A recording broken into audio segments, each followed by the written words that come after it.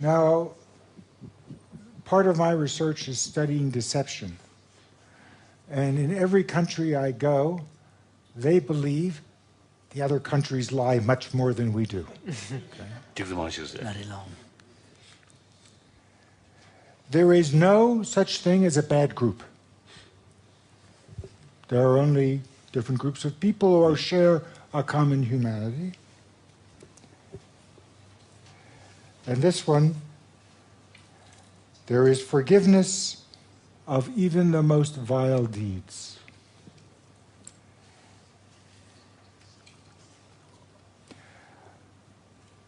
The last, there was no choice. They had to do it. It's incomprehensible. You say, well, what made you choose to do it? I didn't choose. They needed help. I did it. I had to do it. Now, what I think she's identified very well are some at least tentative criteria, but we need to find out more about what characterizes the compassionate person. If we are to develop a global compassion is a more Western way of saying for all sentient beings. And I think it is increasingly clear, even on a pragmatic basis, that if we care about our grandchildren, we need to have a global compassion. We need to be concerned about everyone's welfare, or even if it's not our welfare, it'll be our children's and our children's that will be in jeopardy. It is become a global village. Now, none of these people, as best she can determine, had any training. And you heard Ben say all the things that they didn't differ on. Many things, no difference. This is the only thing she found. Well, I would like to see much more study of both of three kinds of people. The first, the people who do this in a situation which is out of context, in an experiment. That's how we usually do experiments, it doesn't matter to your past or your future, it's not related. But you act in a compassionate fashion. The second,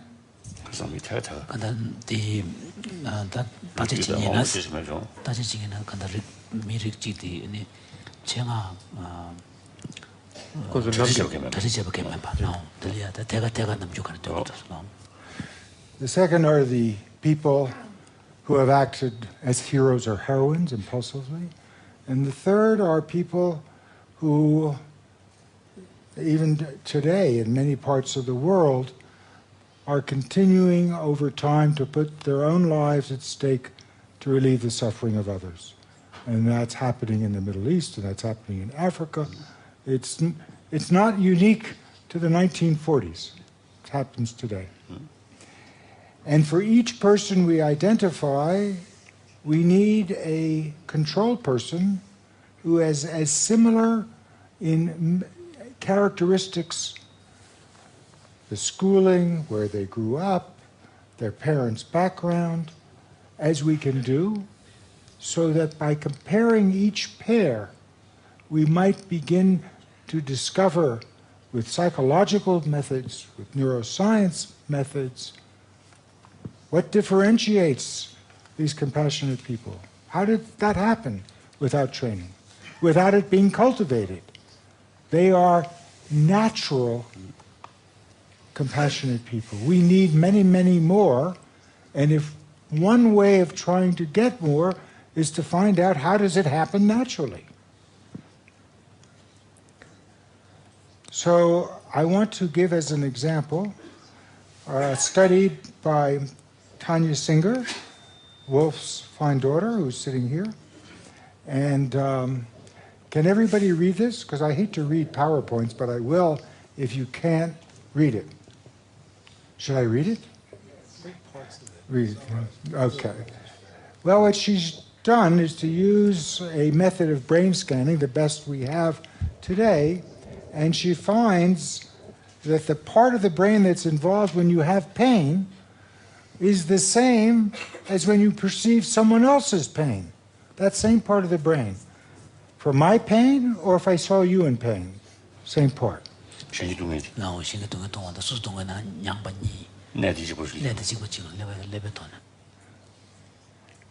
That's a very important discovery. We've thought that. Darwin and others wrote about that. But this is evidence on a very specific level. The second is...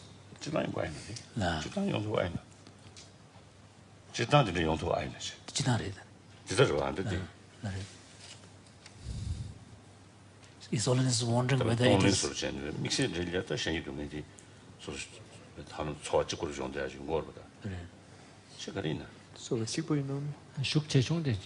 His Holiness is wondering whether this is, you could say that this is the same across everybody. And also whether the feeling would be equally intense as well. Is it really the same feeling as pain? I don't believe it's been replicated cross-culturally, but I don't know any reason. I mean, clearly it should be examined in radically different cultures. Where are you? Because His Holiness was saying that he can understand for a practitioner who emphasizes the practice of Tonglen, giving and taking, and as a result gets to a point where there's almost no differentiation between someone else's pain and his or her own experience of pain. There are individual differences. Some people more than others. But in some people, you do find comparability. So you can say both. It is a very automatic thing, but on an unconscious level, you are not aware that you feel the pain. But then there are huge differences between people, such very high amounts of... The unconscious level,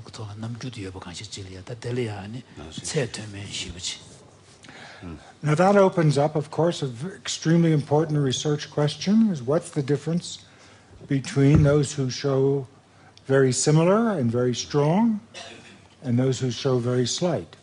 And what can we learn about that might help us train people?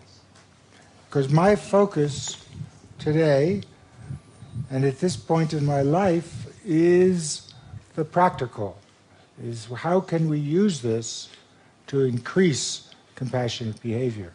I'm interested in it intellectually, but much more focused on how we can apply it, but we need more knowledge. And this is a method. Now she's got another result which is up there, which I'm hesitant to report because it makes men look so bad. The research taken the ancient more the research if the other person acts unfairly, women still respond more compassionately, not the men. They want revenge.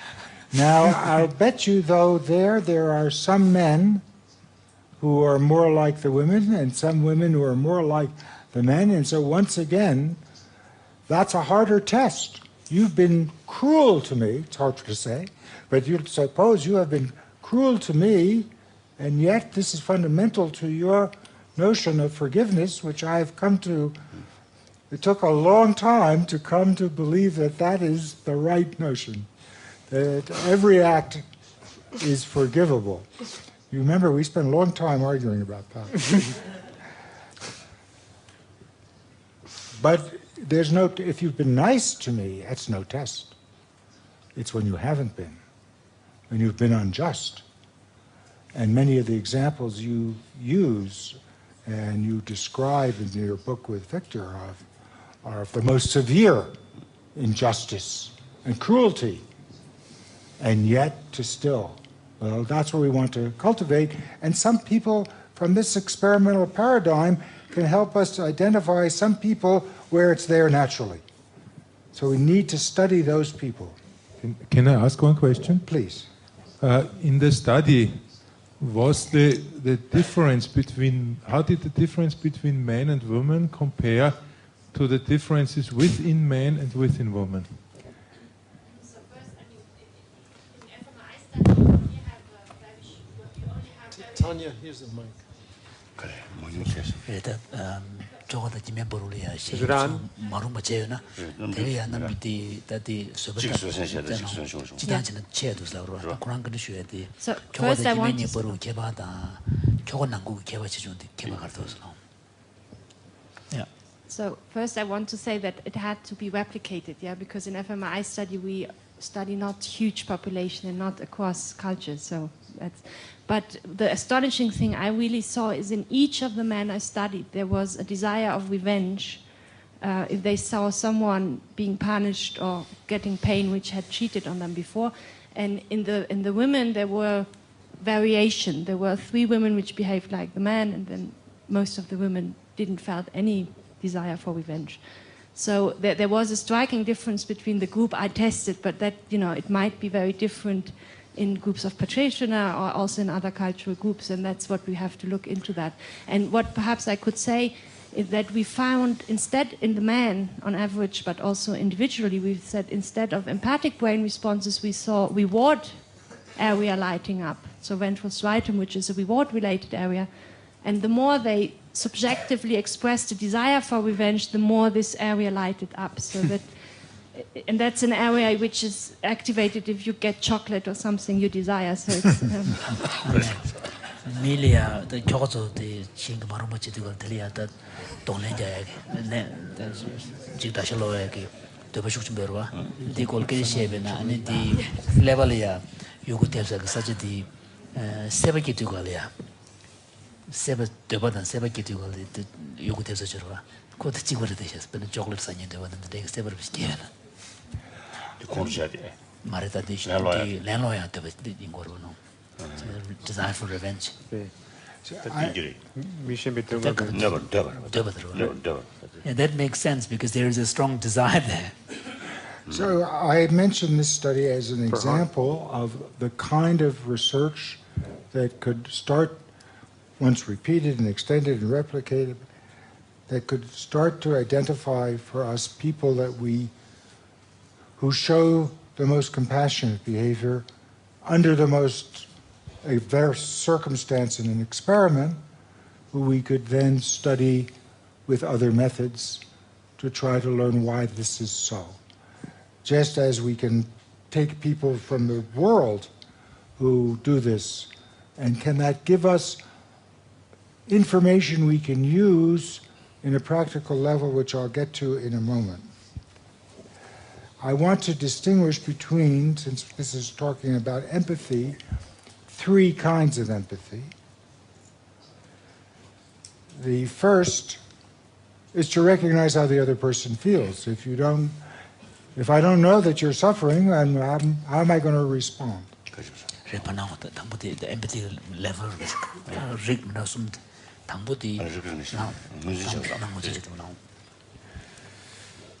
Now, knowing how you feel, Tanya's study and real world shows, I may know how you feel and not care about it. I may know that you're suffering and want to make you suffer more. It feels so good, gets you so unhappy. So it's the first step, but not sufficient.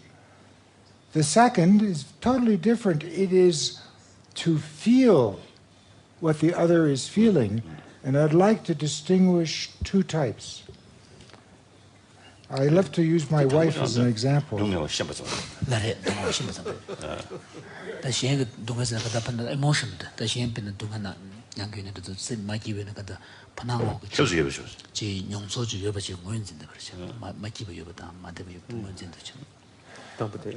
If you remember 7 years ago, I used my wife as an example also, and she has forgiven me for that.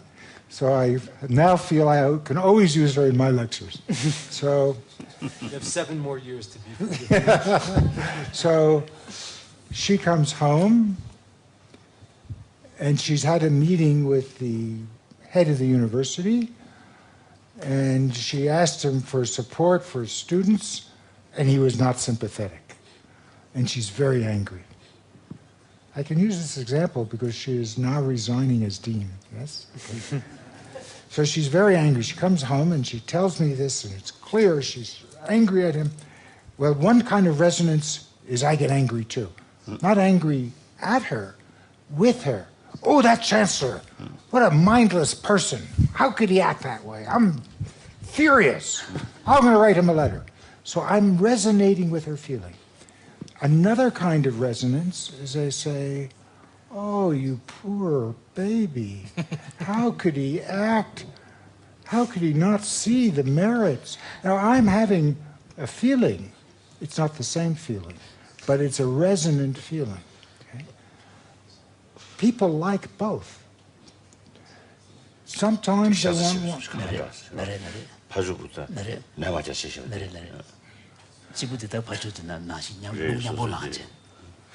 Now, the third is a compassionate concern to relieve the suffering. What can I do to help you think of other ways to deal with your problem that the chancellor hasn't met? How can I help you? How can I help you with your anger so that it doesn't distract you from what you... So this is... Now, you don't need step 2 to go from step 1 to 3. And in fact...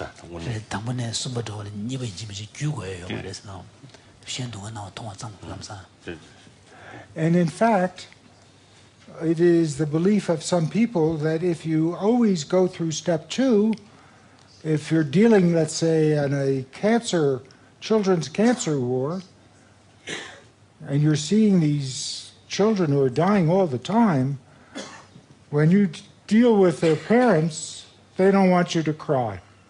They're crying. They don't want the resonance. They want the compassionate concern.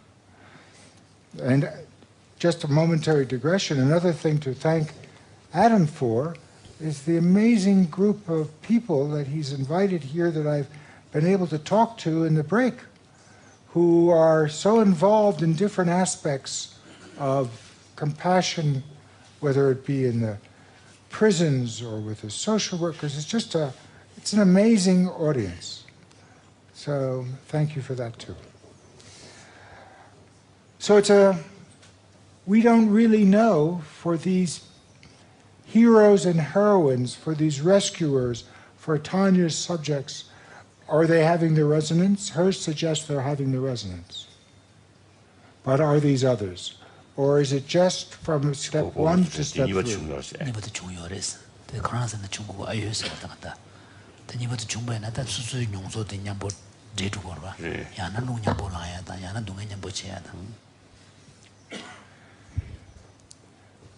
Let me turn to a second way science can help us, and that is in evaluating the efficacy of different approaches to cultivating compassion.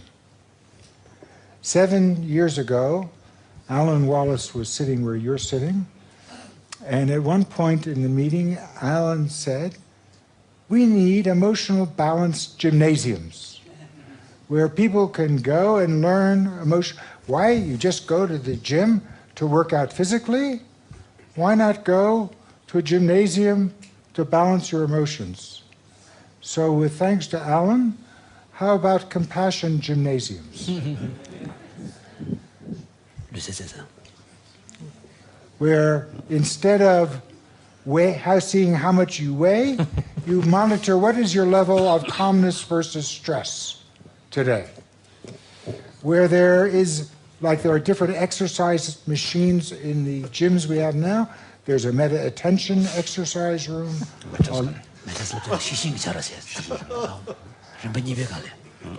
A loving kindness exercise room. A biofeedback mind training room. A cinema room where you will see the suffering that results from violence, because the studies that have been done have shown that all the violent acts, an average child sees 10,000 acts of violence by the time they're 13, but they don't see it in the context of the suffering it causes. That the programs leave out.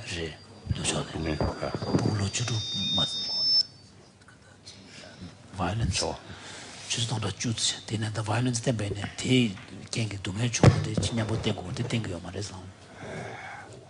Another movie room where you see the heroes and heroines of compassion. Reading this woman's book is John, like the anthropologist. He's talked about a feeling of elevation. Yes, Jonathan Haidt. You read about what others have done that are deeply compassionate, it starts to help transform you. And the compassion game room, I've gotten to know the designers of 2 $500 million games. And one of them is very interested in developing a game that you play with other people where you learn compassion and the benefits of compassion. In the young generation, a lot is learned through games, not through books, not through movies. There's no reason not to try this. Now, we don't have evidence for any of these. But I don't put this up as a joke.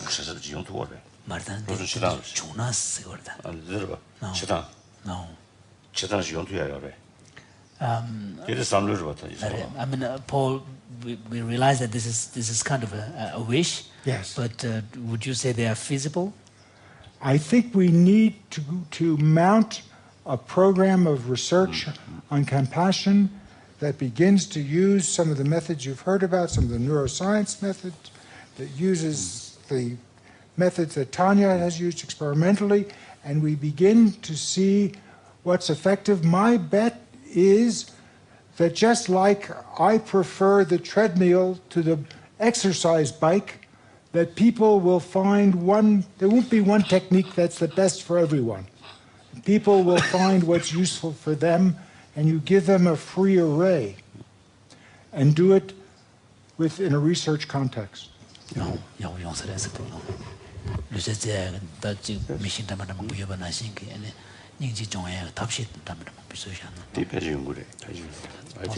So I hope that you will say at one point, is this just going to be good talk, or is something going to happen? Yeah. No. I think really worthwhile to make effort. Yes. So this time I look at Adam. Okay. And there are people beginning to work on each of these. It's not as if we start from scratch. I will switch topic.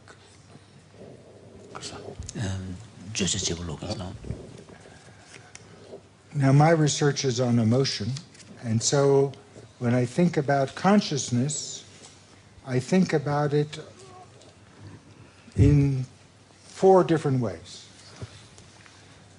And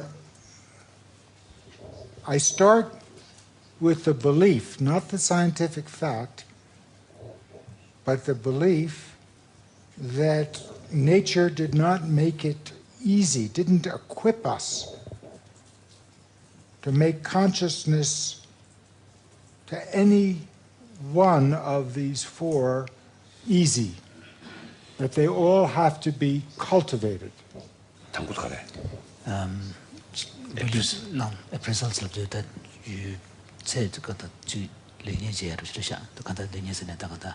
Will you explain? I will. I'm going to take them one by one. Yes, yes. Sometimes when I become emotional, it's through a process of thought. And I think about, why is John looking at me in that way? Oh, now it's, yes, okay, so he's pleased with what I'm saying, but is he really pleased? Okay, it's raised one eyebrow. So there's a whole process of...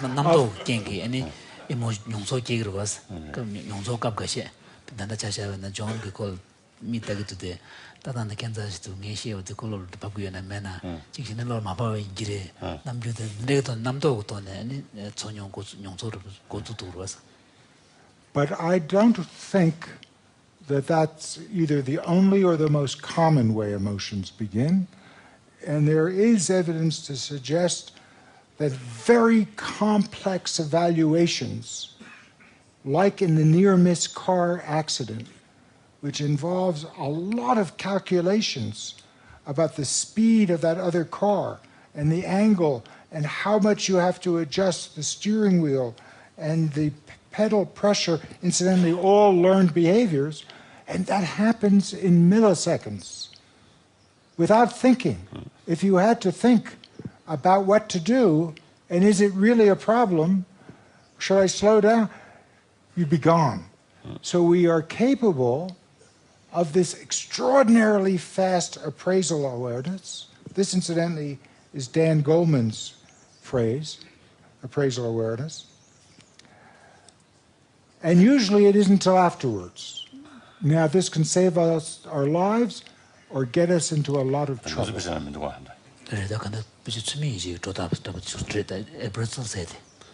남도 그 괜찮지. 루브코라 디셔머베. 루브도 사우르다 모골이야. 루브도 니거들. 당보디 더 컨퍼런스나 이모션 그 망보지 근데 그 남도 그 나한테 이제 용어레스. 얘네들 근데 용이 어레스. 너무 미지 답지라. Sorry, appraisal awareness is this your example of that is the car situation? Near car accident. 알레. But it can be it can and often is. 네트칸디 이미 뱃격부 하고 그래. 너무 싫어 건배왕 그러거든. 검사를 지내야다. 짭 상담으로. 그도 그런 생각이. Let me clarify as well. No. My friend Richie points out, and I should put it more precisely, is that the appraisal is something we can usually not be aware of. It's impenetrable.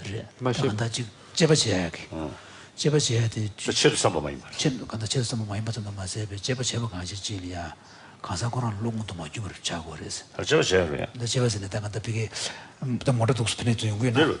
다들 그 카드들 동년 제고 두고 다 오늘 저는 지금나 구조다 레벨도는 제가 지도가 그 세만 보시고지.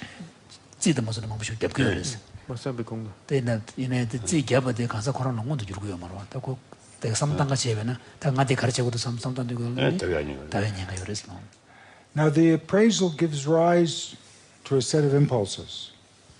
But let me just call it one impulse for simplicity. What I believe in, the Buddhists write about as the spark before the flame. 50 years ago, exactly.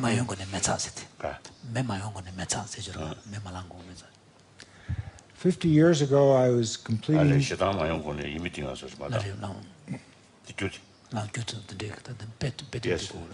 50 years ago, I was completing my training as a psychotherapist, believe it or not.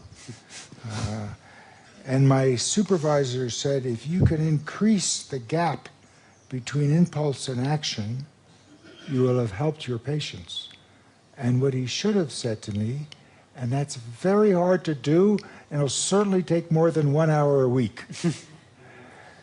But impulse awareness is possible to become, and there's a lot of writings of yours, of Matthew's, of others that I've read about being able to be aware of the impulse and not engage with it.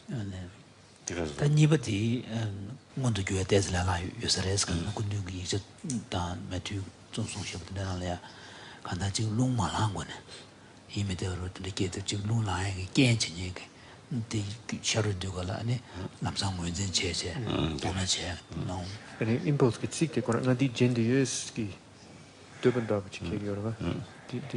Now, even someone like me, who's only a sporadic meditator, I can sometimes, not always, but sometimes detect the impulse and let it pass.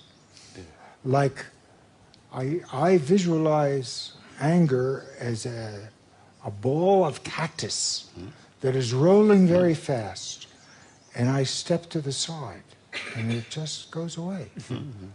Yeah? So, I wish that happened all the time, but that it's possible some of the time, and I would presume with more regularity of practicing, you can achieve it more of the time. Behavior awareness is the third. You didn't recognize the impulse. The flame has happened. You point out that words come faster than action. So you're already starting to say things. Let's use anger, because that's the emotion that we most often regret. So you're already starting to say things that if you thought about, you either wouldn't say them at all, or you would say them in a kinder fashion, directed more at the act than the actor, as you point out. But in order to do that, you have to be aware that that's what you're doing. Now, you would think that if you're acting emotionally, you would have to know it. Not the case.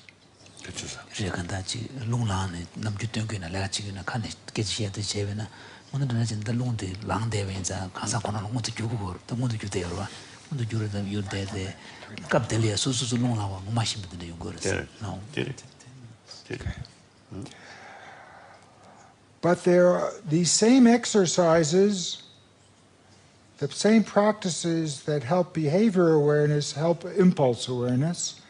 And there are Western approaches to this, some of which I've developed and some others, that mesh perfectly.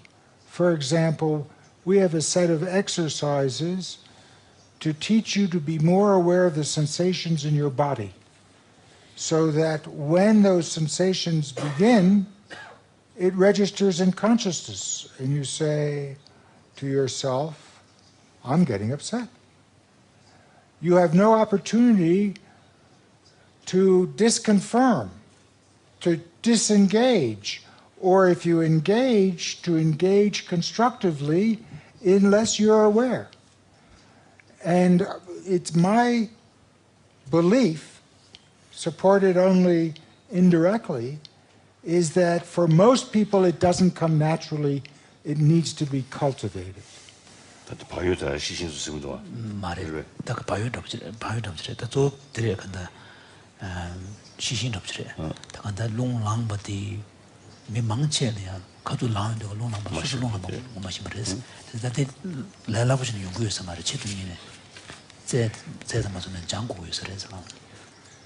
The last, the empathetic awareness, the recognition of how another person feels, that's very easy to acquire.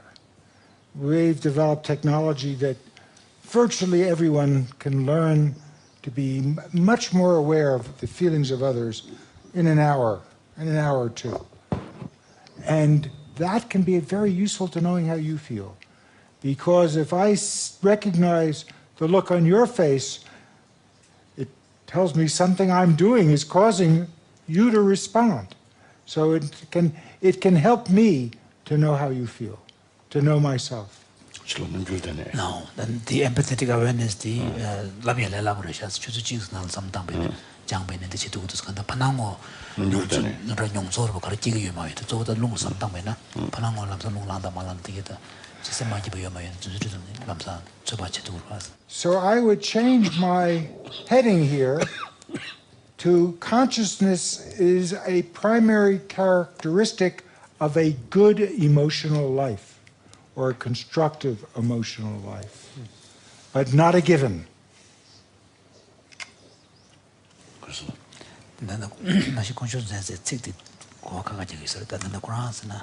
Consciousness the Mrs. Sambukiaki in a challenge rechaz, Kichu Sanguinici, Mrs. Yakushakia. Well, we've already talked. Then the consciousness said to you don't know the Shishin to such one. The Tuzanguyaman, Chivakasa. Tuzanguyaman, Yamlenalia.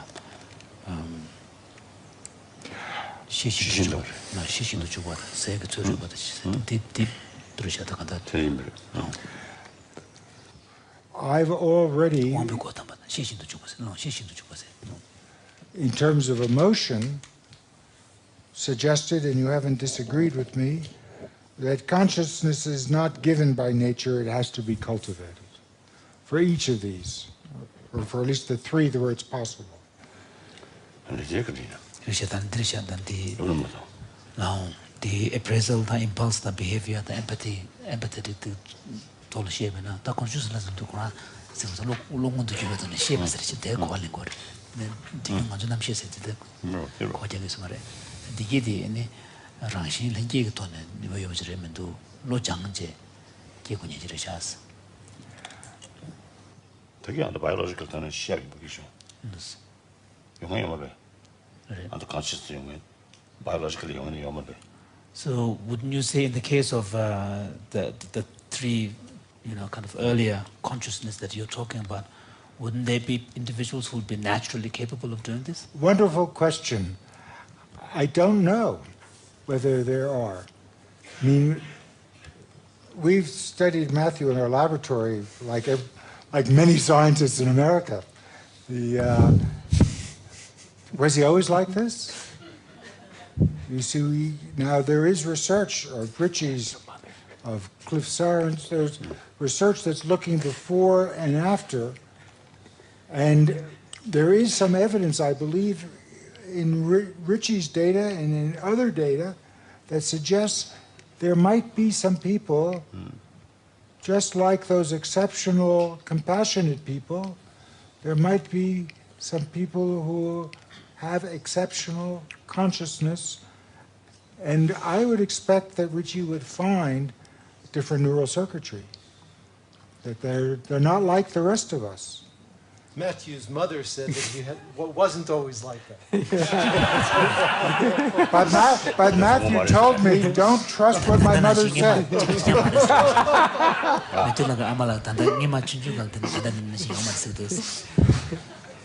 Matthew was a lab mate of mine 40 years ago, and he wasn't like this.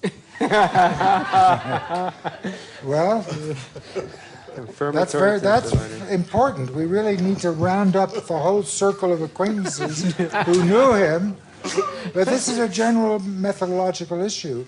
If we're going to study people 20 or 30 years later, as we're doing, is to find out systematically about their earlier life, as well as the longitudinal studies that need to be done.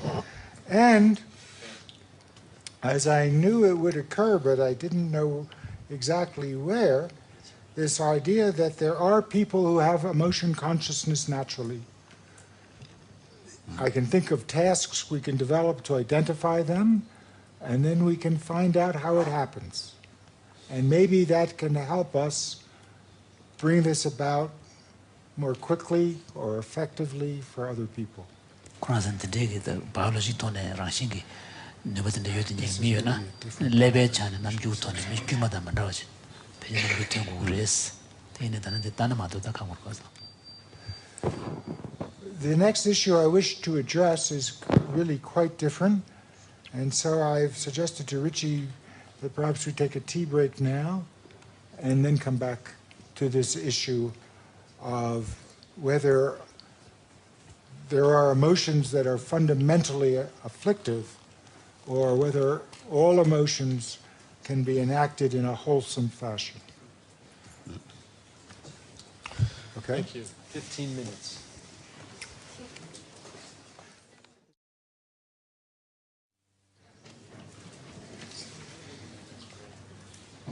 I want to return to the gymnasium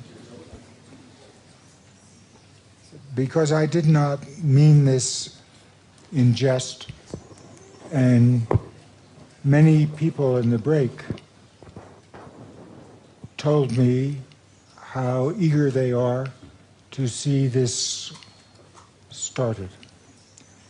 And the calmness stress weighing scale is only one element, but it is an element that the American government has asked me to try to develop so that we don't keep putting people into dangerous situations who then act in a regrettable fashion. And I've recruited Ritchie, and we will be working on the development of that component. It's the easiest. I wanted to ask you if under which ministry? Defense. Defense. But police have also Hopefully under education. police have also asked, how can we tell when we should tell a officer, don't go out on the street? You're not in good shape to go out on the street with a weapon. It's an important question. So it's not a bad, similarly, if we could not have soldiers go out into combat or danger situations where they commit atrocities because they don't have the calm. You have to get them to a level of calmness so they can act in a considered, conscious fashion. That's right. I wanted to ask you if you would take some time now before I go to the end of my presentation, which is only about 5 or 10 minutes at most, but to tell us are there any things in this list that you think aren't worth trying?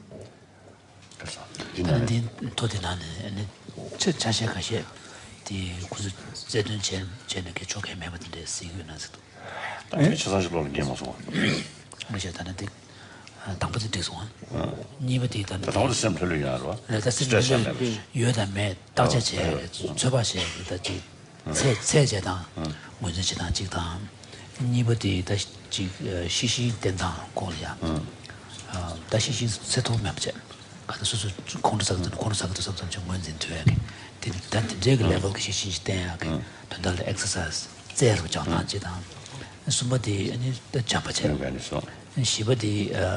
mind training lojang me tapshi de ni biofit labdi ko su lubulia ji the law but the jan and peninsula the kind of signal de tong and then adjust mind training dan and then chinda de git drabadandi lonye den pe do su che badan dongen nyong ni nyabo tong ko dus de mangbaji gidan 도수 제가 때마다 디 제가 동에 또 땡겨 말해서 시버디 디슈고디 다 히로다 이런 디 compassion 디제 다마디 compassion I think it's the third loving kindness exercise rooms. The loving kindness lokora pemberishiro. Laren. So when we speak of loving kindness, we are talking about a state of mind that is beneficial. The first, second can be either. Yeah. So you can have a matter attention towards both negative and positive. Do you think it's necessary, though, for it to be developed? loving kindness. So what would be helpful perhaps is to keep loving kindness exercise as the key. And then you can have different aspects of the practices. In order to do that. Like a kind of methods, like metta attention and some kind of instrument to improve loving kindness. Maybe good. What else should be here that isn't on the list? I don't know. Really? Unless you, His Holiness was saying, unless you tell me, I wouldn't remember.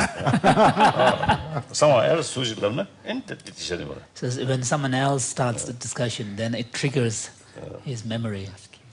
Your Holiness, just in relation to that, one, the first thing on Paul's list is the calmness stress scale to evaluate the extent to which a person is maintaining levels of equanimity. And one of the things that, and this is something that Arthur pointed out just now, one of the things that is so well developed in Buddhist practice are methods to cultivate equanimity, but also I'd be interested in what Your Holiness has to say about how we can assess equanimity in others. How can we tell? No.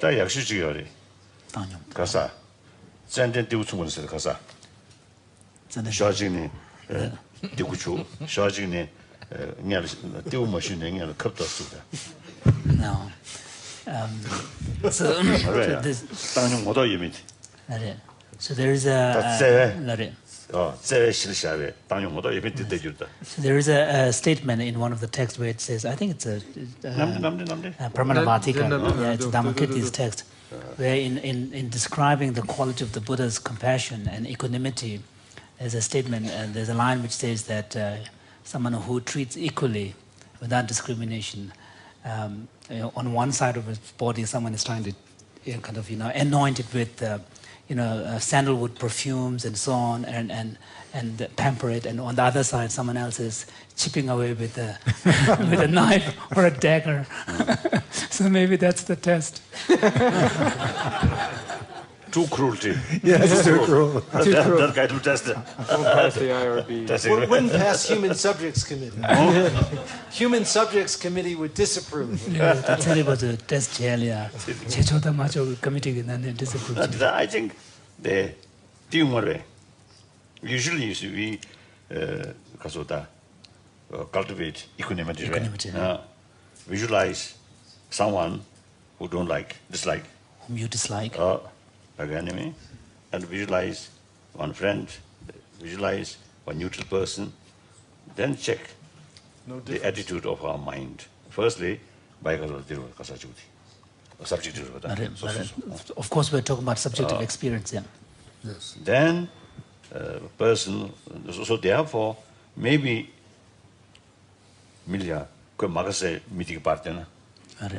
so maybe one way of doing this is to show that person as someone that the person dislikes.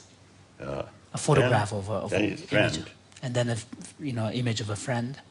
What's the reaction from other side? More or less calm, that then it's an indication. And we can measure this physiologically. It's actually a wonderful suggestion for a measure of equanimity. The fewer the differences between friend versus enemy, the more equanimity. Again, I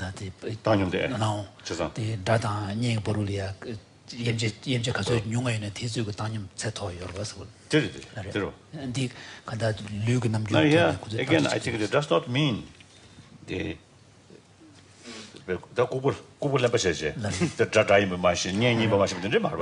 so we're not talking about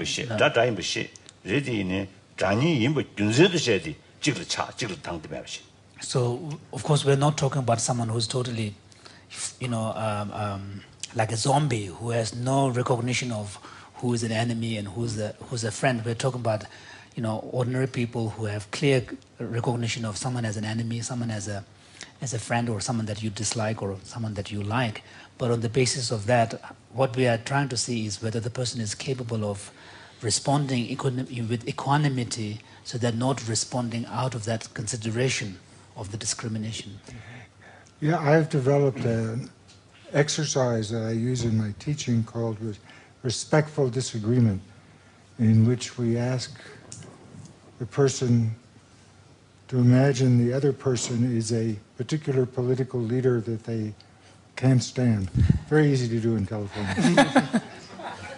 And to try now it's fun, and to try to talk to that person in a respectful way and express your disagreement to him. For many people, there's so much hatred involved. Let me go back in time. There were people who were so disappointed when Nixon was out of office because they thrived on their hatred for him. It's very dangerous. It becomes addictive. And the Nixon, tachido magaw yoenzas Nixon legon zamshati wala na kuduma jibchungres kazen the tangsem dibi shibuji ta komne garuna telia shebar pchagors Nixon ma tangsem yorwa Nixon tuning Nixon chutu ta tangbuchis yomarwa Nixon sin chebe kabla ya ta motin chik kengen jabji mangshesa yorwa. Matthew. Yes, when we speak of loving kindness exercise room, I think we really like to request His Holiness to know what are you going to exercise. So we would like to, some of us may not be all aware of how do you actually cultivate loving kindness. What different types of loving kindness and compassion can offer a secular training in human quality, but inspired by the wisdom and experience of Buddhist training. So 2 years ago in Stanford, Your Holiness really clearly gave a wonderful picture of different kinds of compassion and how to develop them. So I think it will be very timely if we could request you to give another us occasion. Right? This is, I think, session of discussion. Yeah, but you should speak. Well, if I I could, think 1,000 times. I think I speak. You see, about compassion. I think 1,000 times. I think at least a few hundred, in many places. So So you see, you can, if someone is very serious, then you can collect. you can extract. Okay, then maybe one more precise question about what Paul was saying. You know, when he described the two types of empathy and concern for his wife being very upset. And one was to somehow feel the same anger and share her anger. Resonance. No? The other one was to be extremely kind, but not necessarily feeling the emotion. So, in a way, it seems that the second one is maybe slightly more attuned to the Buddhist approach, or be just overwhelming kindness, but not necessarily feeling the anxiety or the anger or the fear of the other person. Actually, be very comforting. So, 이걸 가가라. 말이죠. 변화한데 미디어한테 장구 제마 소소야 저와들라 롱랑 쪽으로. 말이에요. 야, 저와디 제겐기 미디 그 가수래 라와 여신 가시 조신도 이 마찬가지 지금 알아. 지금 알아. 말이에요. 거래 그 차당 시험도 송선인다. 몽배 시험도 송선인다. 근데지고 안에 그 가다 스위밍기 자주 텀버려. 그래서 그뒤 유대차려야 가서 되게 actor the actions that you're sharing. So here, I mean, this is with response to your question of resonance and so on Matthew's point. We can still maintain a distinction between the act that was done by someone that is that you disapprove, and you can have, based on that, a sense of outrage and even anger necessary About the action. about the action, That's right. but not to the actor, because there you can understand that perhaps the person was compelled to do that. There was no other choice. There could be all sorts of reasons why the person had to act in a certain manner. When someone, as far as action is concerned, someone have to oppose. Sure. Otherwise, injustice is always because of gain, right? Mariam. Will gain. So we have to oppose. But in case of his wife being upset, and for empathy, do we need absolutely to feel the person's emotional state? But that's very important for the research in empathy. Do we have to feel the other person's suffering or anxiety or fear? Or we simply need to be extremely kind without necessarily concerned. Yes. concerned. So, for example, there's some, in some cases, for example, the Garrison Institute is working on people who, when they're working with people who have trauma, they start to get traumatized. They get what's called vicarious trauma. And so they're trying to be compassionate, but they get so much, they feel the trauma of the other person. They feel the anxiety or the suffering of the other person. And because they feel the suffering, then they have difficulty having compassion. So is it, how do we train compassion? Do we need to feel the emotion of the other person? Or we just try to be more and more compassionate. So do we, if someone is very sad, do I need to feel their sadness?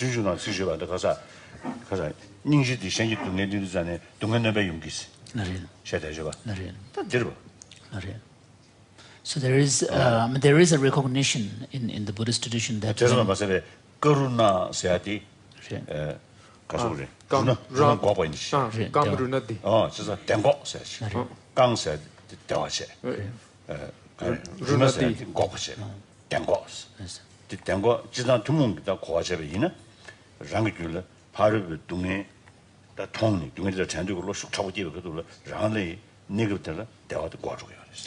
there's a recognition in the Buddhist tradition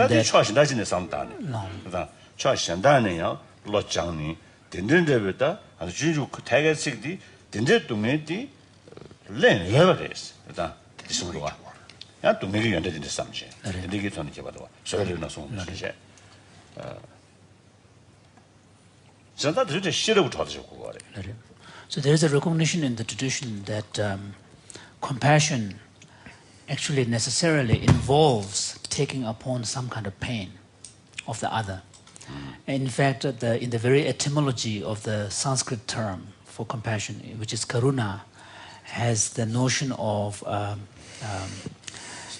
stopping happiness or stopping pleasure, or one could almost say interruption of pleasure. Interruption of pleasure. Interruption of pleasure. And the idea here is that in experiencing compassion, you are taking on the other's pain, which has this interruption of one's own, experience of happiness and joy.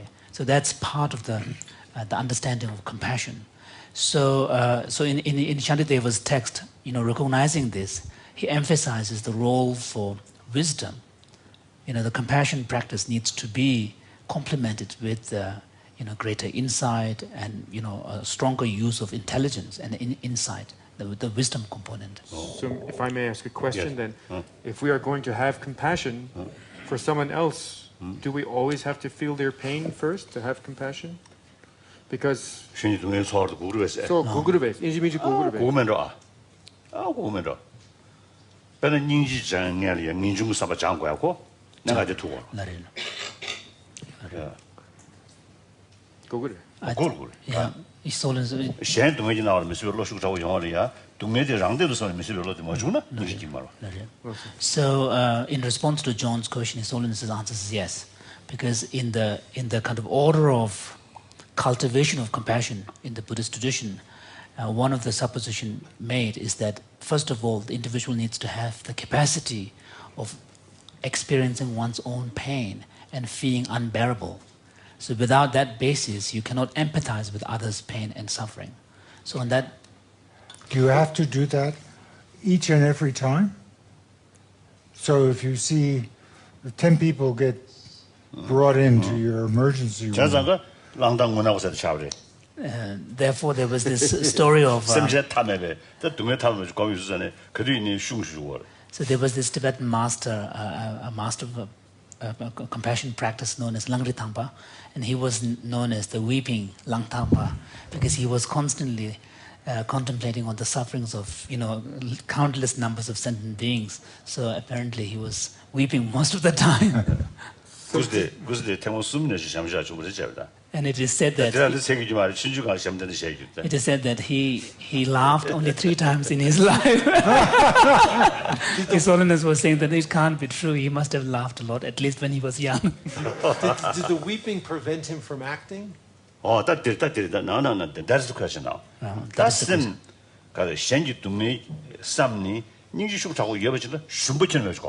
So what is required is that, when thinking about others' suffering, and when you have this strong experience of pain, what is required for strong compassion is the lack of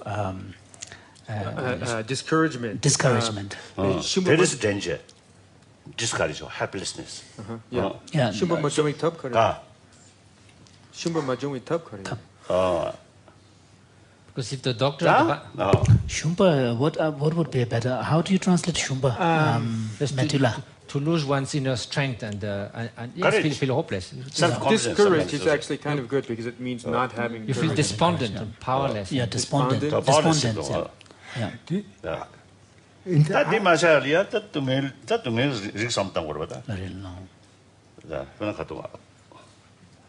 Because if the doctor on the battlefield is crying all the time, he's not going to cure anybody. So that need the don't know. So he needs 슈퍼 마종이 탑. That the la should that the get just you know tell me get just me tell me You're less deeper to go. No, that will remember because as all never yet. What about that? So the compassionate person. the 정주선 받는 인지 공야성이 뜻이 저 두시 등의 상담이 인지 공부하러 동의 등의 계시 맞다. 교회 등의 말에 두시 등 상담. 두시 등의 머리고 상황제 시여 머리고 세로이 뭐 통되어. 그래. 봐. 땡기더라. 돈도 다 없나? 봐. 돈도 다 등진이 좋아도 전에 배 검니치기는 등진 가서 자원의 방 고토야 여지 땡케이도 싸네. 인지 삼네. 가서 우리 동해진 저놈이 신도 와. So, 저놈이 시험에 타네 땡이 게임 거야. so 다시 총사로서 자지. 다 되게 다 내려 다 자이. 다 동해서 타면도 다 걸어 도경을 쓰지르네. 말아야. So in the case of Matthew's example of doctor working on the field, constantly crying, not being able to do anything, here a verse from Shantideva may be very helpful, where he says that if there is something that can be done, then there is no need to get upset, and if there's nothing can be done, then there is no point in being upset. So that kind of realistic perspective would be important. Now, with respect to the Bodhisattva practitioners who are cultivating compassion, but in their case they are talking about they are cultivating the altruistic aspiration, and which is really grounded upon when they for the Bodhisattvas, when they generate compassion to see that aspires all sentient beings to be free from suffering. Here the level of suffering they are concerned with is not just what we would ordinarily conventionally characterized as suffering. They are actually Bodhisattvas' perception of suffering, that they wish all beings to be free of. No. Bodhisattva practitioner. So here, the suffering, the meaning of suffering is the conditioned existence within unenlightened around. So, and this kind of wish to see others free from suffering is really accompanied with a very clear recognition that there is a solution to the suffering. There is a possibility. So, and this is the wisdom component.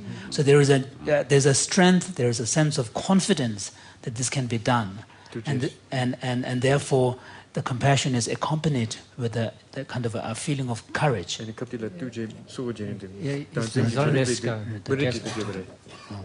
Actually, he actually expounded 3 kinds of suffering. The obvious suffering that we all witness. Then the suffering of change. We are happy and then suddenly some catastrophe happens. And at the deeper level, which is dealing with ignorance, with ego clinging and grasping and all those basic ignorance, that makes suffering being able to happen all the time. So that can be antagonized to wisdom. And if I may recall a wonderful example that His Holiness gave once in France. He said, if you just see someone that is fallen in the ocean from the aeroplane, and you know that you can't do anything, you feel great pity and sorrow for that person. But it's not quite the same if that person has fallen in the ocean and you see that in the mist there is an island very nearby, and that person could reach the island. So then your compassion and may that person reach that island will be 1,000 times stronger. So to know that there is a way out of suffering, to remitting to ignorance, that's magnify your compassion much more than just simply wishing that this immediate suffering be removed. There's another element I would like to get your reaction to, because on this topic, because I've been talking with my daughter a lot about it, who you've met, because she now works in a emergency room, and every week she deals with the parents of teenagers who've been killed in gang warfare. And the issue of her, she has to help these parents deal with the loss of their children. She also has to deal with the fact this happens 2 or 3 times a week, week after week. So she helps this parent, there'll be another one 2 days later. And I think there are 2 things that she needs. One, and I'm getting this all from you and giving it to her, but I want to be sure you would agree. One is...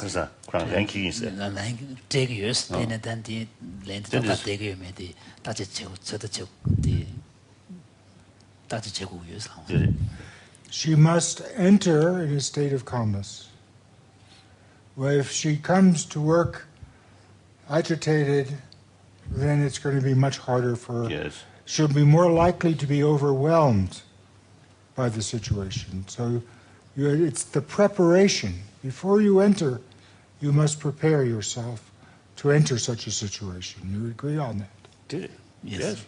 And the second is a harder one, particularly for many people, is for your goals to be modest. She can't change gang warfare, but she can help the situation. If she thinks, why can't I change the whole city of San Francisco?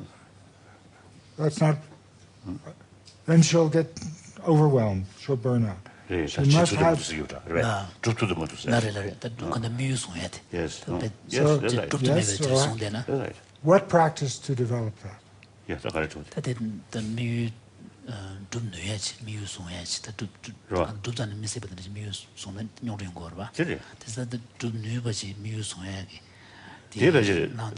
Right from the beginning, should be realistic. Realistic. So being more realistic.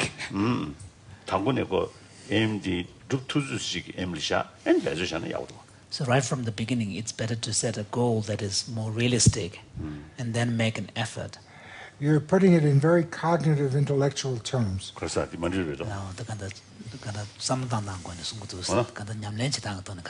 I don't know. But, but what I perceive in you and in other monks is there's a level of fundamental modesty about what can be accomplished by any human being. I think of this when you often say, and with my little bit of knowledge about this, but it's not false modesty. So how does one learn that kind of modesty in one's aspirations, that we can't all shoot to the moon, we can't all be Mozarts, but we can be helpful? It isn't just knowledge, it's, I think, more, it's a whole personality feature. He's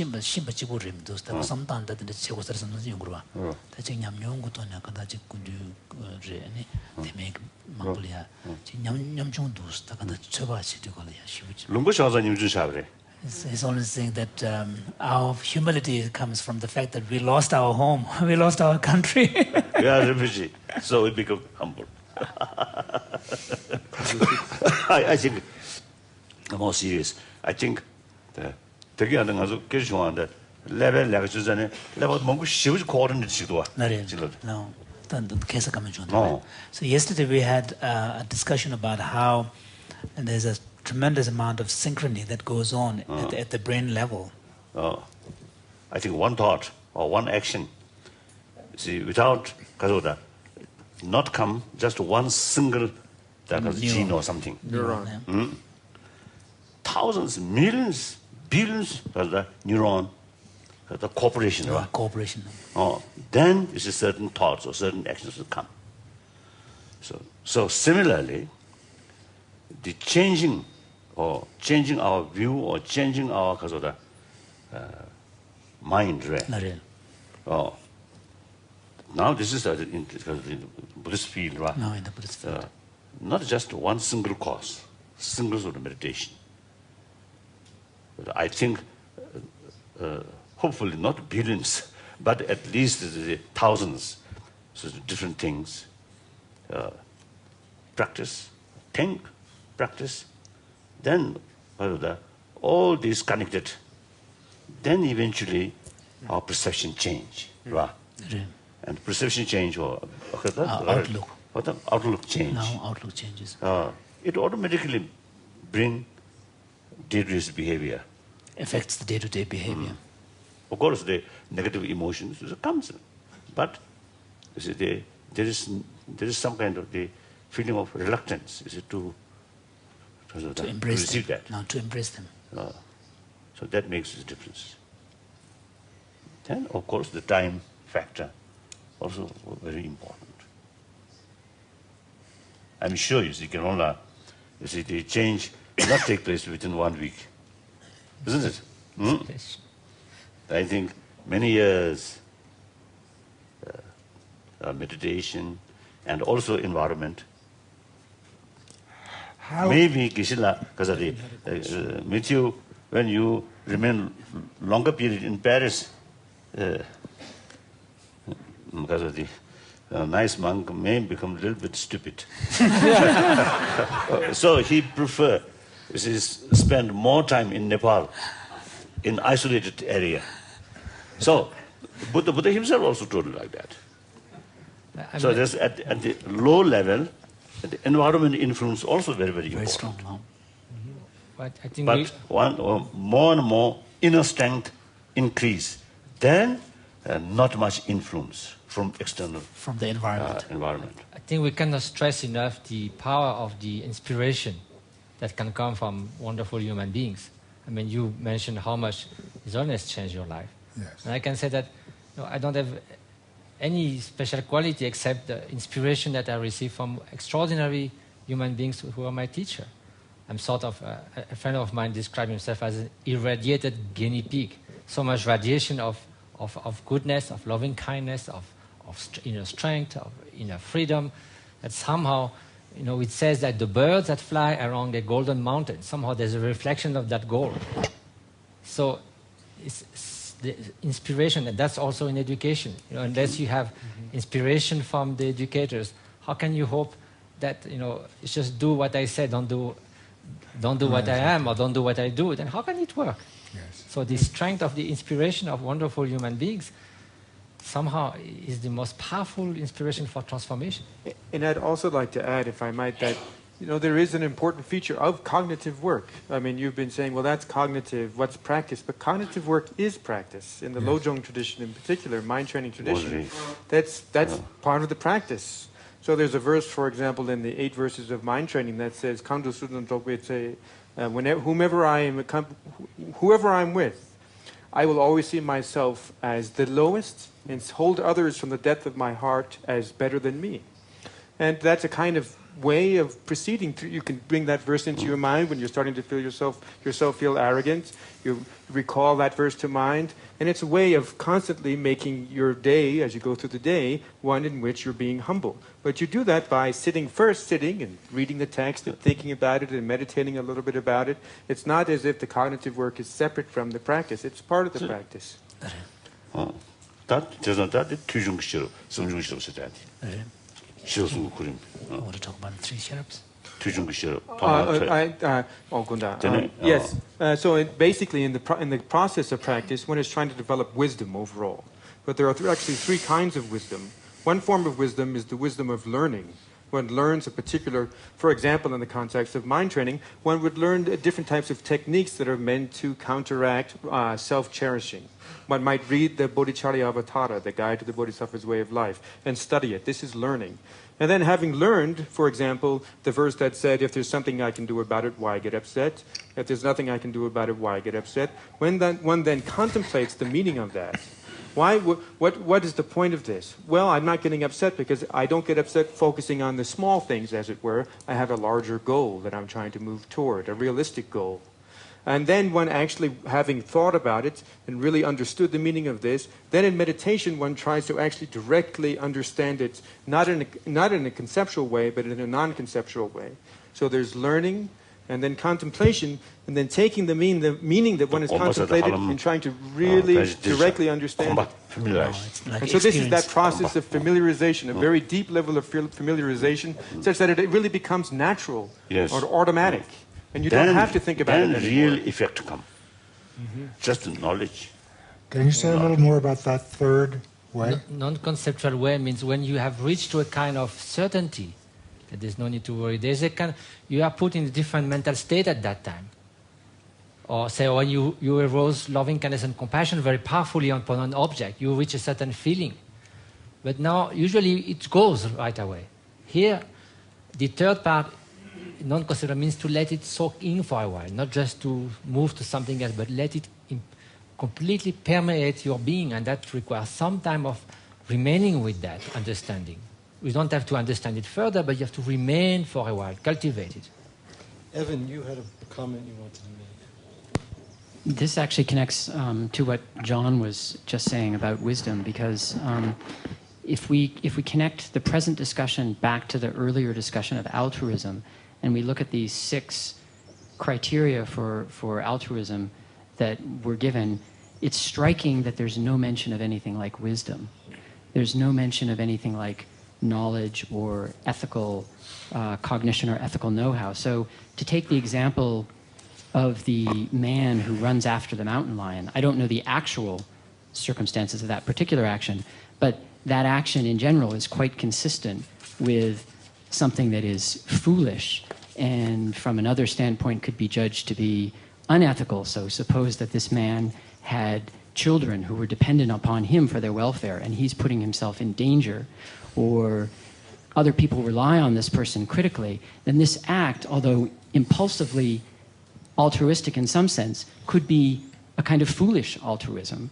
So I think it's very important that we remember that wisdom has to be in this conceptualization of altruism that we're working with. Otherwise, we're not really working with something that has any real cognitive depth and cognitive and emotional balance to it. And I just think that that's especially crucial for Westerners in thinking about things, because we focus in on something like compassion, and we have a tendency sometimes, I'm not saying you're doing this, but I think that in general, we often have a tendency to isolate it from other virtues, all of which together constitute wisdom or ethical know-how or knowledge. But the very quintessence of Buddhism is the union of wisdom and compassion. That's the very, very summary of Buddhist thought. Well, I like what So we did mention being realistic as one component, but being realistic is actually knowledge, awareness, wisdom. Wisdom is real. That's part of wisdom. Is it? Put it into the gymnasium. Yeah, it should probably be. Well, and also, actually, the point here was also made that the practitioner who's trying to practice the Bodhisattva path is focusing primarily on a very subtle kind of suffering, which is the suffering that comes of ignorance. And so what that practitioner is trying to do is actually study especially the nature of reality, and then to contemplate that. And then the wisdom that they're seeking in meditation is the wisdom that directly realizes the nature of reality itself, so that they can eliminate their own ignorance and help others to do that. So really wisdom is a major, as Matthew just said, the Bodhisattva path has both compassion and wisdom, both method and wisdom. It's key. Well, I like that. The same is true for Shravakas. All Buddhists. Thinking of these as two things that get put together, I like a lot, because in some of the examples of these rescuers, where they rescued one 12-year-old child and were putting in jeopardy their own 3 children. Was that wise to do? What they tell you is that they had to do it. This was you could say in some sense, the compassion itself wasn't based on wisdom, which doesn't mean that you don't want to combine wisdom with compassion. I like the wholesome emotions.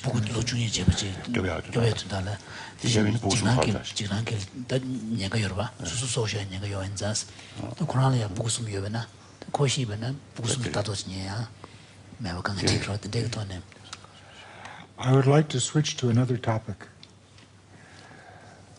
which is, can all emotions, and of course I have my own peculiar definition of what an emotion is. So hatred is not an emotion, and attachment is not an emotion. Emotions are... Well, that makes things easy. Anger is, though. Anger is. We could go into why hatred isn't, but I won't do that yet. We have spent a lot of time talking about that.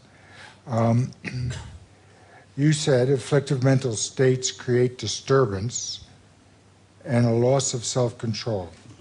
We tend to lose our freedom to act in accordance with our aspirations and be caught in a distorted mindset rooted in a deeply self-centered way of relating, and I couldn't agree with you more that that's afflictive. The question I'm posing is, can emotions including anger, and I think I already know your answer to this, be acted in a way that does not eliminate the freedom to act, that does not distort our view of reality, and does not involve a loss of control. Albeit, Wolf mentioned, I think yesterday, I'm losing my sense of when things happened on which days, that there is a narrowing of attention that can occur. I've called this a refractory period, during which you don't even have access to all of your own knowledge in memory, only to what fits. But that can be useful if it's only a very short period. And so there's correction. So the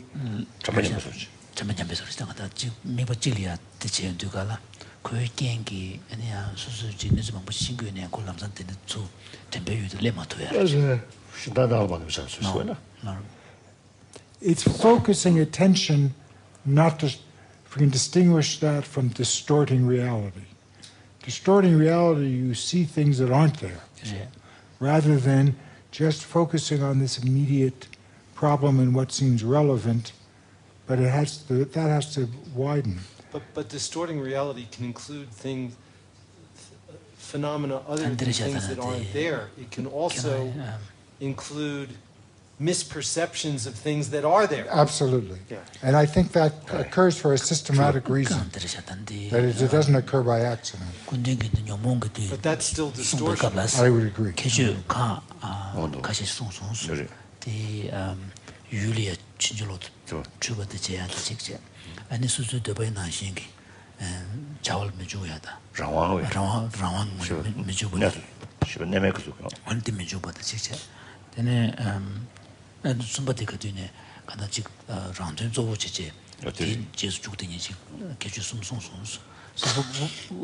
So what was the point about the refractory period?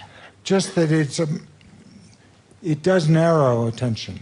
It doesn't but it's a brief narrowing. It narrows attention both to the outside and to what you know. But your point is that this is not necessarily a distortion of reality. It's simply a narrowing. A narrowing of attention.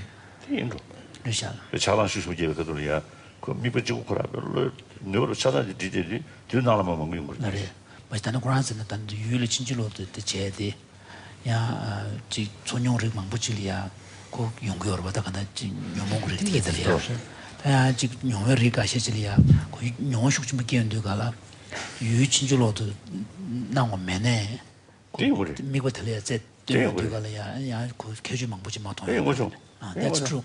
Yeah.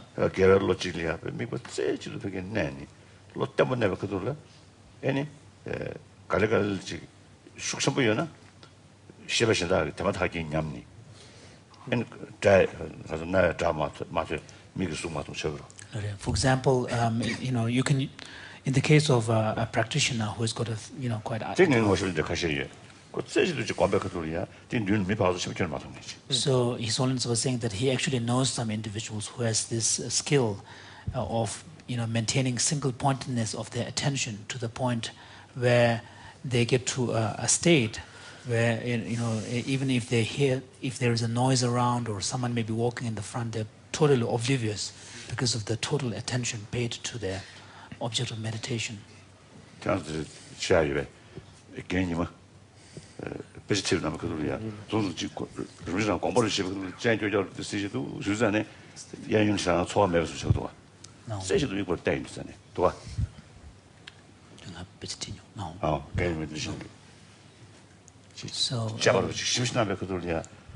아니 감시나시는 말씀이체. 그걸 다른 로 베지티로 되고.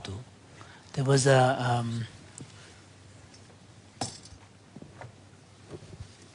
glass. His Holiness was referring to a Tibetan master from Drepung Monastery, whom he knew very well. I received Genyamala. He top scholar. Top scholar. He had this. As well as good practitioner. So he had this tremendous skill of total focus. So when he would be teaching, and then he would be reflecting upon a chain of thought, and then when he gets into this total absorption, then sometimes he is oblivious to what's happening around him.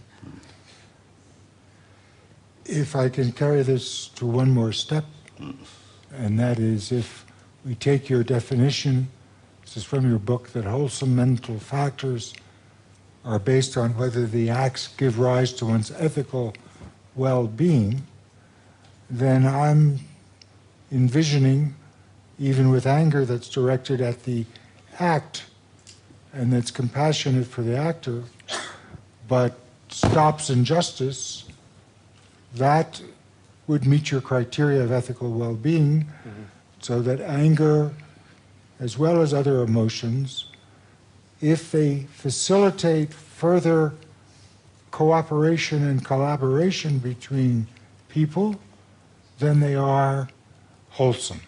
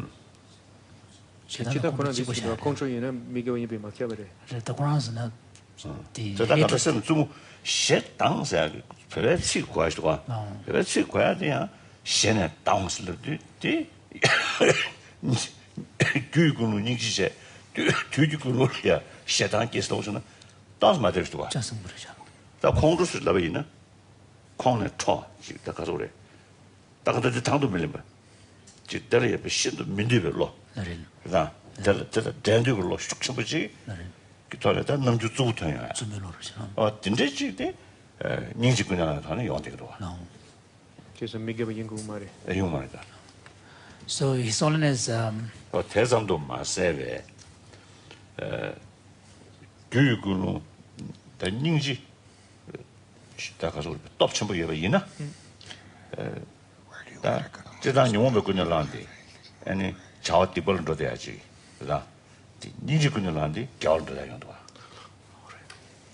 no.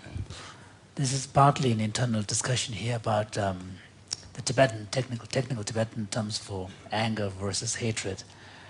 His Holiness was saying that in the case of anger, kongtro, he can invest, and there is a recognition that you can have anger which is motivated by compassion, and then you can have an immediate state of mind of anger that is, that feels a sense of outrage to an unjust act. And this is a very rough state of mind, but because it is motivated by compassion. So, and it's actually the kind of the quality of the mind and its relation to the object, which is the unjust act. And there is the state of mind is that of a repulsion. It's an expression of a repulsion. You want to repulse that act, and so it's also a very kind of a rough state of mind, but it can lead to positive consequences because it is motivated by compassion. But in contrast, he cannot imagine something similar with hatred. You cannot have a hatred that is motivated by compassion that leads to a positive action. Because hatred presupposes ill will. Evil. Ill will. Ill will. Yeah. So there's no place of compassion. My conceptualization of it is slightly different but compatible, that anger can be at an act, not at the actor. Hatred is at the actor, fundamentally. It is for that person. Whatever they do, you still hate them. And so therefore it cannot be constructed. So in that case, you wouldn't have... So can't you have hatred towards the unjust act as well? Well, I wouldn't call that hatred, because hatred, the other characteristic of hatred is that it endures. Anger can be just for a few minutes or seconds, but hatred is a permanent mental state. As long as you hate that person, it's always there. Yeah, but even with anger, if the motivation is to harm, Yes. then it's it has no destructive. excuse whatsoever. Yes, I would agree. Then it's not constructive. Because when you harm, hatred, the those unions there chane, the kansa chorus level in, kansa chorus in, mizugo deocho. 네, 그 그런 대결을 쓰고 있다는다. 대결 말아봐도 대결을 쓰고 있어. 맞다. 콜라비 미두고 매서 콜라야 여러. 나래. 마시 콜 러고. 나래. 저서 kansa고 대더로. 아니야. 나고 대더로. 나래. So 가르쳐라 된 게 고마서. 맞다. 미치리야 코너 잡고 싶지. 나래. 낙선 주고 싶지 이나. 미들 낙선 깨버리 스타트스와. 나래. 제다가다 디 자와들 낙선 깨버 말이 미들 낙선 깨버리. 균젠디 코너 세르이나 자와들 코너 세르이나 축축스. 전도 되그리스. 교도 되그리스. 단 낙선디 미코라소 인지자네. 미코라소 균젠디 유는 것 되거든스. 나래. 에이네 미즈가 뭐 낙선 자대가 있나. 미코 다가 대로. So if hatred is directed to the person, and then that hatred must remain till the death of the person. But does that's it not last the case. that long? no. You can, it can, 1 year or 10 years.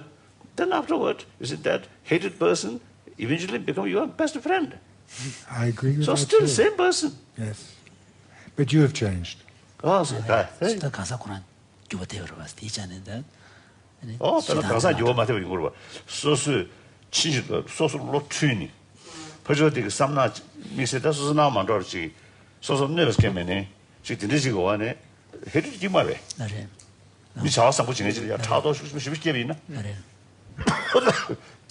해줄 게도. 나래. 아니 저자 안 듣지 가서도 유행양발 미고 쓰면 안 돼. 나래. 간다 가사 미고랬어. hatred는 가사 미고랬어. 그래서 강사 안다 요요야 이 자왕양발 인사 요 두고 쓰려고 한다.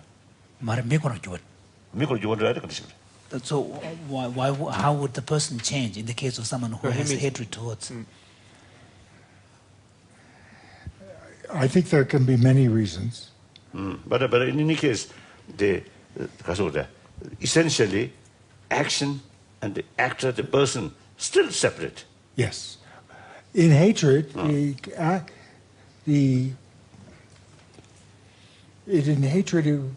is about the person, not just the specific act.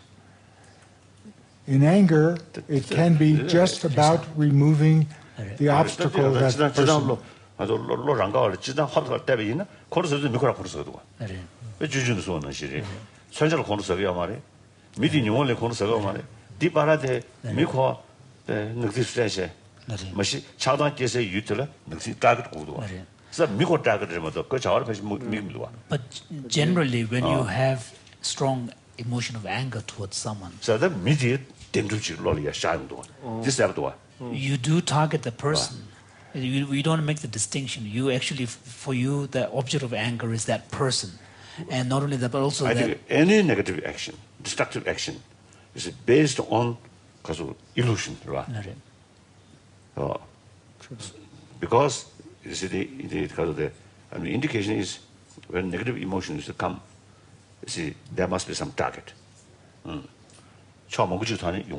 So negative emotions don't really take into account complexity. It's always focused on some concrete target. That target also absolute, independent, never changing. That kind of appearance, isn't it? Well, that's a very unskillful version of an emotion. But that may be the way the negative emotions typically arise. But we don't know for certain, do we?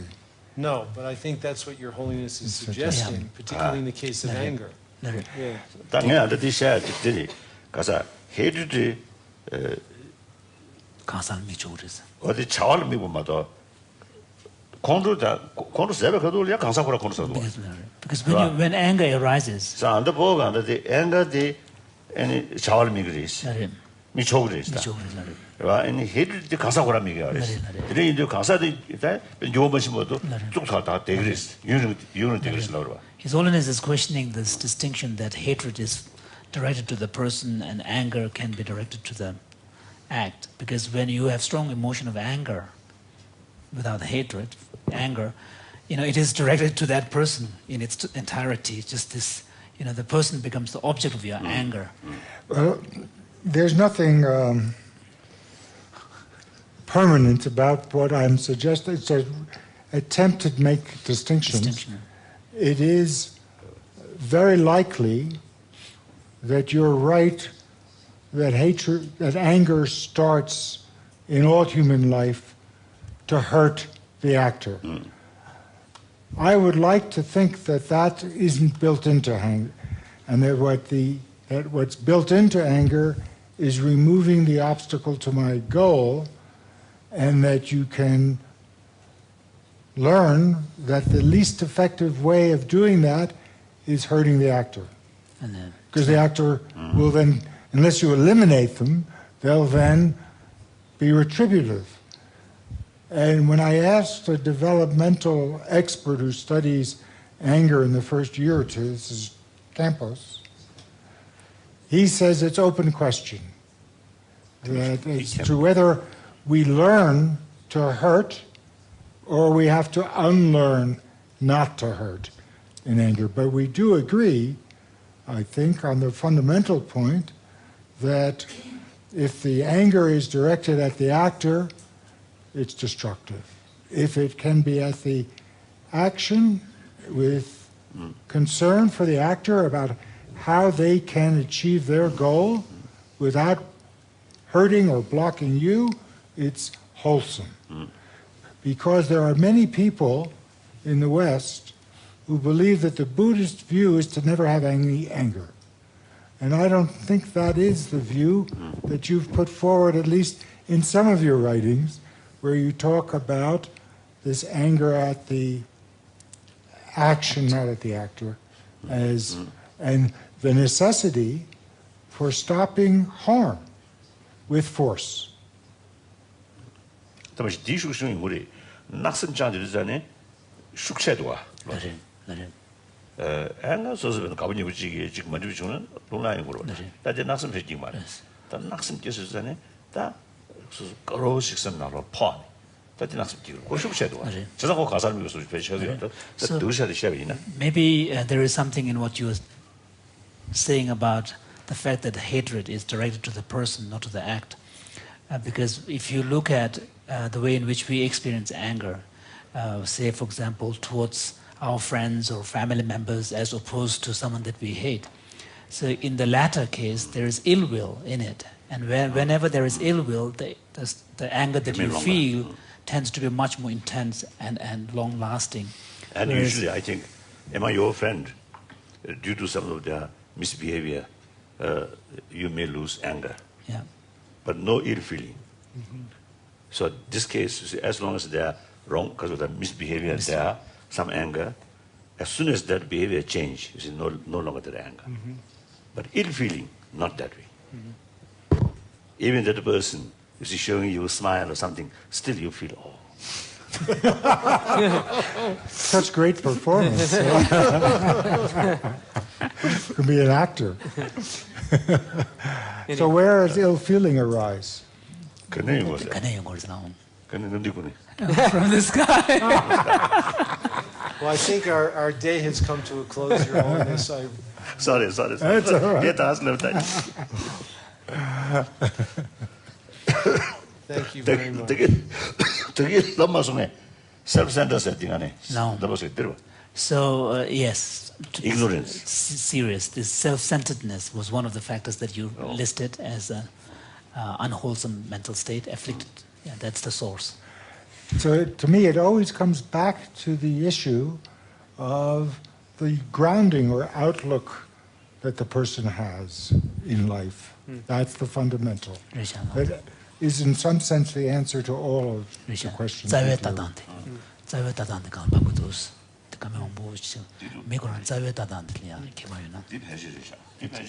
that's true.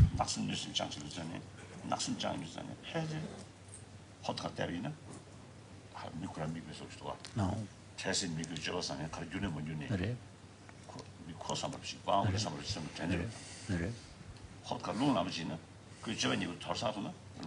So this is quite true, because when you have ill will, what the other person does subsequently doesn't seem to make much impact. If you have a strong ill will, it's very definite. What the other person does later, subsequently, doesn't seem to have much impact. But on the other hand, if it is just an anger, when the object of the anger of the person, when something changes, your emotions changes too. I agree now. Thank you. Thank you, Your Holiness. Now, part of my research is studying deception. And in every country I go, they believe the other countries lie much more than we do. Very long. There is no such thing as a bad group. There are only different groups of people who share a common humanity. And this one, there is forgiveness of even the most vile deeds.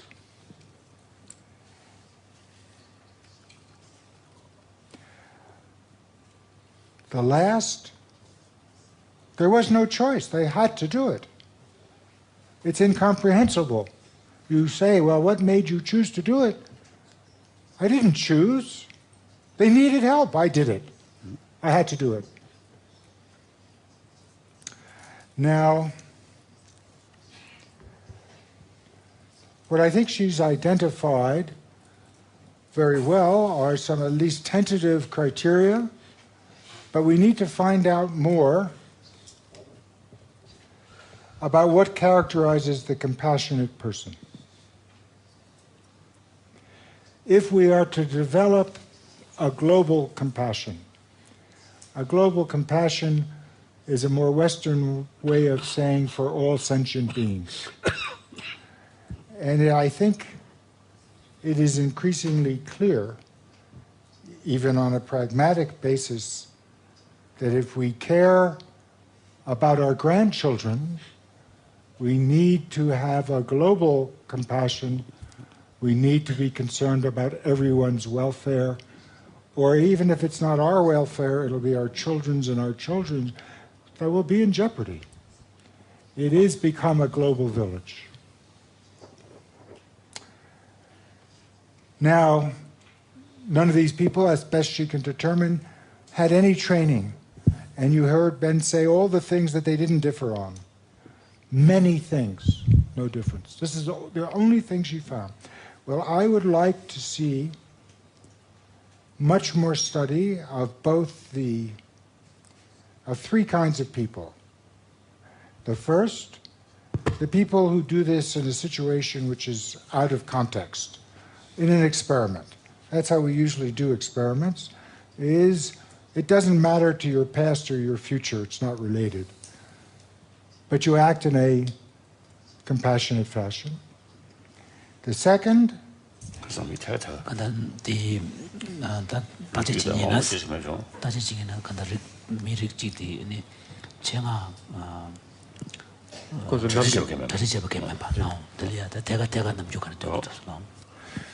second are the people who have acted with other methods to try to learn why this is so.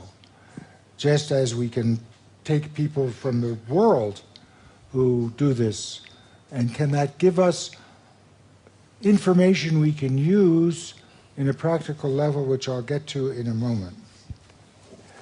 I want to distinguish between, since this is talking about empathy, three kinds of empathy. The first is to recognize how the other person feels. If I don't know that you're suffering, then how am I going to respond?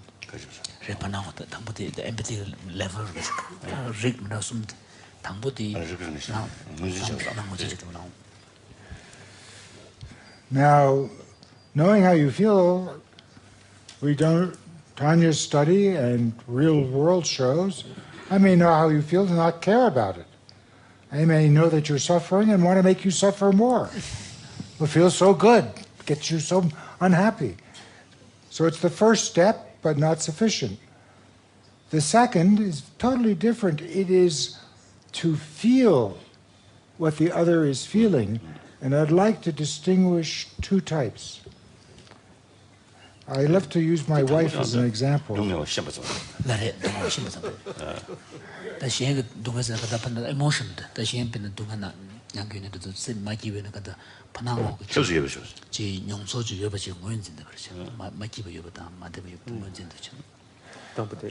If you remember 7 years ago, I used my wife as an example also, and she has forgiven me for that.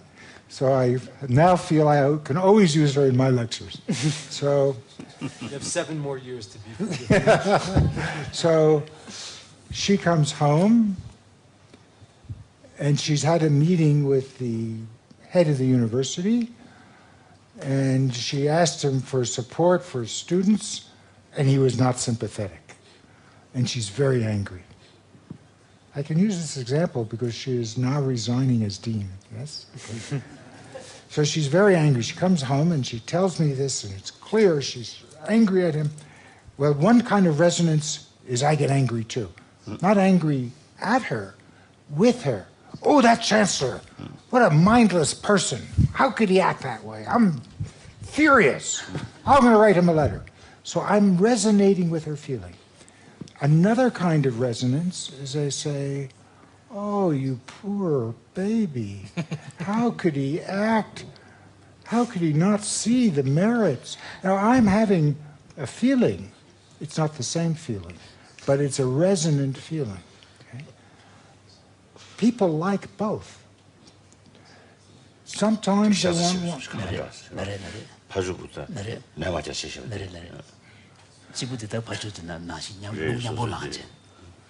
Now the third, the most severe injustice and cruelty, and yet to still. Well, that's what we want to cultivate. And some people from this experimental paradigm can help us to identify some people where it's there naturally. So we need to study those people. Can I ask one question? Please.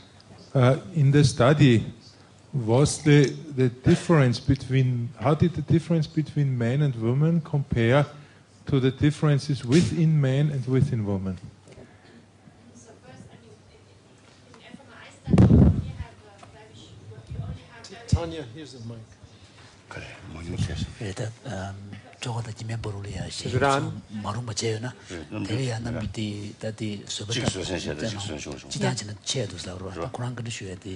first I want to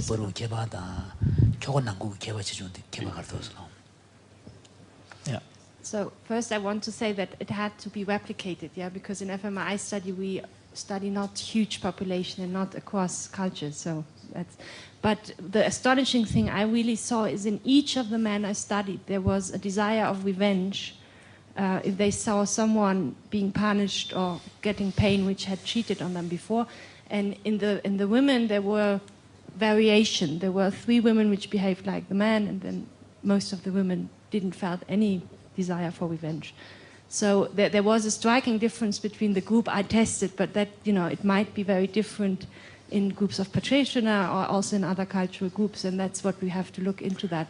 And what perhaps I could say is that we found instead in the man on average, but also individually, we said instead of empathic brain responses, we saw reward area lighting up. So ventral striatum, which is a reward-related area, and the more they subjectively expressed a desire for revenge, the more this area lighted up. So that, and that's an area which is activated if you get chocolate or something you desire. So it's. Milia, the Jozo, the Ching Marumachi, the Telia, that Donlenja, Jidashaloaki, the Bashukberwa, the Kolkishevina, and the Levalia, you could have such a the Sebakitugalia. Seba Debat and Sebakitugal, you could have such a quote the Chiguritas, but the chocolate sign in the one the day Sever of Stiana. The Conjadi Marita, the landlawyer, the Ingorno. Desire for revenge. Never. Yeah, that makes sense because there is a strong desire there. So I mentioned this study as an example of the kind of research that could start, once repeated and extended and replicated, that could start to identify for us people that we who show the most compassionate behavior under the most adverse circumstance in an experiment, who we could then study as heroes or heroines impulsively.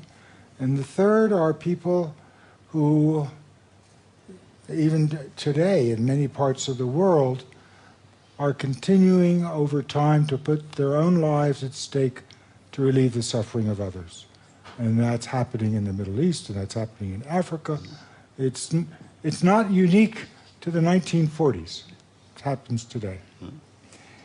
And for each person we identify, we need a control person who has as similar in characteristics, the schooling, where they grew up, their parents' background, as we can do, so that by comparing each pair, we might begin to discover with psychological methods, with neuroscience methods, what differentiates these compassionate people. How did that happen without training, without it being cultivated?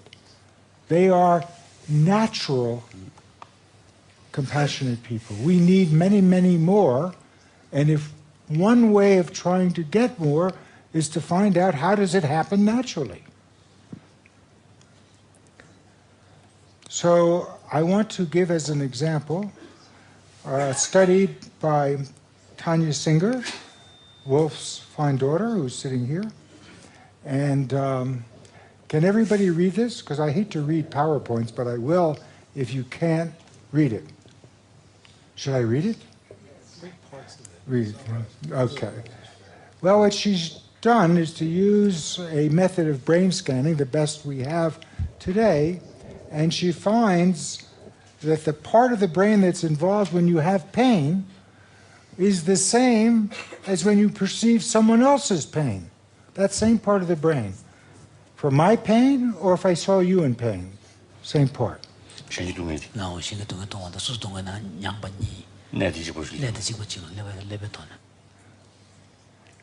That's a very important discovery. We've thought that. Darwin and others wrote about that. But this is evidence on a very specific level. The second is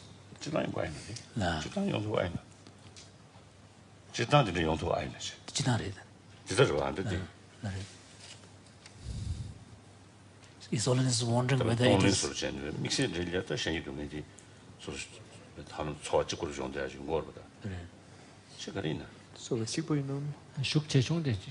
His Holiness is wondering whether this is, you could say that this is the same across everybody. And also whether the feeling would be equally intense as well. Is it really the same feeling as pain? I don't believe it's been replicated cross-culturally, but I don't know any reason. I mean, clearly, it should be examined in radically different cultures. Where are you? Because His Holiness was saying that he can understand for a practitioner who emphasizes the practice of Tonglen, giving and taking, and as a result gets to a point where there's almost no differentiation between someone else's pain and his or her own experience of pain. There are individual differences. Some people more than others. But in some people, you do find comparability. So you can say both. It is a very automatic thing, but on an unconscious level, you're not aware that you feel the pain. But then there are huge differences between people, such a very high amounts of. The unconscious level,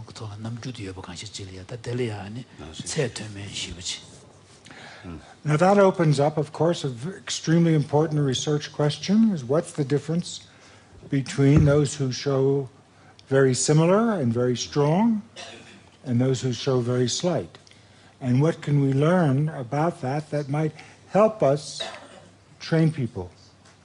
Because my focus today and at this point in my life is the practical, is how can we use this to increase compassionate behavior. I'm interested in it intellectually, but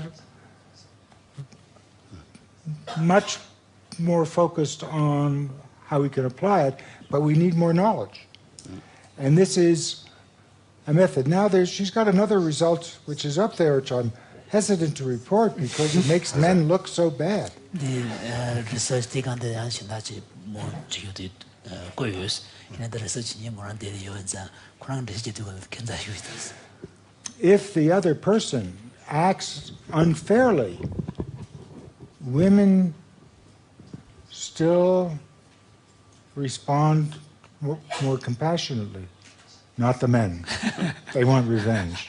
Now, I'll bet you, though, there are some men who are more like the women and some women who are more like the men. And so once again, that's a harder test. You've been cruel to me, it's hard to say, but you suppose you have been cruel to me, and yet this is fundamental to your notion of forgiveness, which I've come to.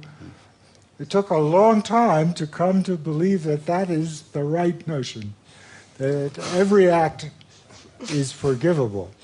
You remember, we spent a long time arguing about that. But there's no, if you've been nice to me, that's no test. It's when you haven't been, when you've been unjust. And many of the examples you use and you describe in your book with Victor are